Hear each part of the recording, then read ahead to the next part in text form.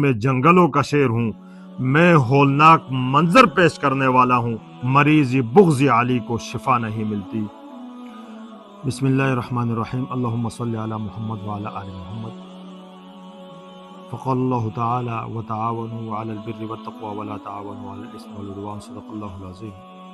وقال رسول اللہ صلی اللہ علیہ وآلہ وسلم، یا علی لا يحبک الا مؤمن ولا یبغضک الا منافق، او کما قال علیہ الصلوۃ والسلام۔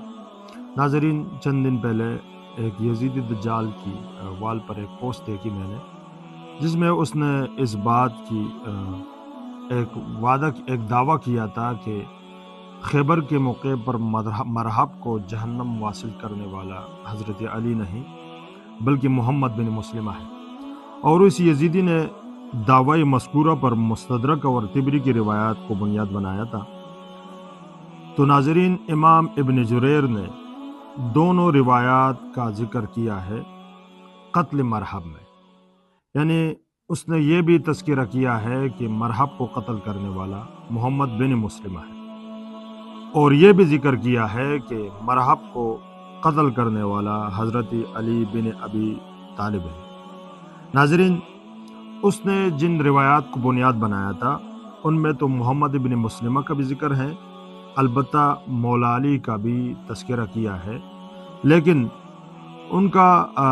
اس بات اور اس تحریر سے ثابت ہوتا ہے کہ مرحب کا قاتل علی نہیں بلکہ محمد بن مسلمہ ہے۔ تو ناظرین، یہاں پر ابن جریر نے جو علی کے ثبوت کا، یعنی مرحب کو قتل کرنے کی جو بات کی ہے، ان کا انداز تحریر سے ثابت ہوتا ہے کہ مرحب کا قاتل علی ہے نہ کہ محمد بن مسلمہ، کیونکہ انہوں نے محمد بن مسلمہ کا روایت پہلے ذکر کیا ہے اور علی کا 2 سندوں کے ساتھ 2 روایات بعد میں ذکر کیا ہے،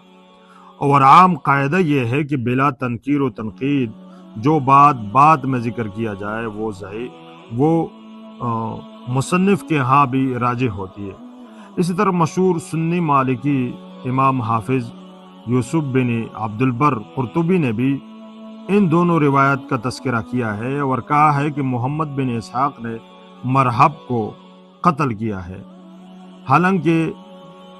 دوسرے علماء نے ابن اسحاق کا اسی حدیث پر شدید اختلاف بھی کیا ہے، اور وہاں یہ بھی کہا ہے کہ بل قتلہ علی ابن ابی طالب وہو صحیح عندنا۔ ناظرین، اسی طرح ایک دوسری کتاب ہے ہمارے اہل سنت کی، الدرر فی اختصار المغازی والسیر میں امام حاکم، یعنی اسی یزیدی نے امام حاکم کی بھی ایک روایت لایا تھا۔ امام حاکم بھی دونوں احادیث مبارکہ کا تذکرہ کیا ہے مگر علی کو ترجیح دی، اور اسی کتاب میں جہاں پر اس نے دلیل لی ہے کہ مرحب کا قاتل محمد بن مسلمہ ہے اور علی نہیں ہے، اسی میں امام حاکم نے ایک عنوان قائم کیا ہے، ذکر قتل مرحب بید علی، اور پھر فرمایا کہ متعدد روایات سے یہ ثابت ہے کہ مرحب کا قاتل علی ہے نہ کہ محمد بن مسلمہ یا کوئی اور۔ یہ مستدرک الحاکم کی روایت تھی۔ ناظرین، ان ساری باتوں کا مطلب اور مقصد اور منبع یہ ہے کہ جس طرح میں نے شروع میں عرض کیا کہ حضور نے فرمایا، یا علی لا يحبک الا مؤمن ولا یبغضک الا منافق۔ اب آپ نے بھی اور ہم نے بھی دیواروں پہ یہ لکھ کے دیکھا ہے کہ ہم نوکر صحابہ و اہل بیت، جھوٹ لکھا ہے۔ اسی انداز سے آپ نے یہ بھی سنا ہوگا کہ بھئی ایک سنی اہل بیت سے خصوصاً علی سے نفرت کیسے کر سکتا ہے؟ تو یاد رکھو، نفرت اور بغض کے نہ سینگ ہوتے ہیں اور نہ مبغض کی کوئی دم ہوتی ہے، البتہ بغض اور نفرت یہ ہوتا ہے کہ جہاں پر اہل بیت کے فضائل کو کم کر دیا جائے، گھٹا دیا جائے، یہاں اہل بیت کے مقابلے میں صحابہ کرام کو لے کر اہل بیت علیہ السلام کے فضائل کی تنقیص کی جائے، اس سے بڑا بغض کی نشانی اور کیا ہو سکتی ہے؟ ناظرین، میں انہیں یزیدیوں کو جن کے جد کا نام مرحب تھا ایک اور روایت سے بھی ثابت کرنا چاہتا ہوں۔ مسند احمد میں 888 نمبر پہ ایک روایت ہے، اس میں علی خود فرماتے ہیں کہ قال لما قتلت مرحبا جئت برأسه الى النبی صلی اللہ علیہ وسلم، یہ ہے مسند احمد حدیث نمبر 888۔ علی خود فرماتے ہیں کہ جب میں نے مرحب کو قتل کیا تو میں نے اس کے سر کو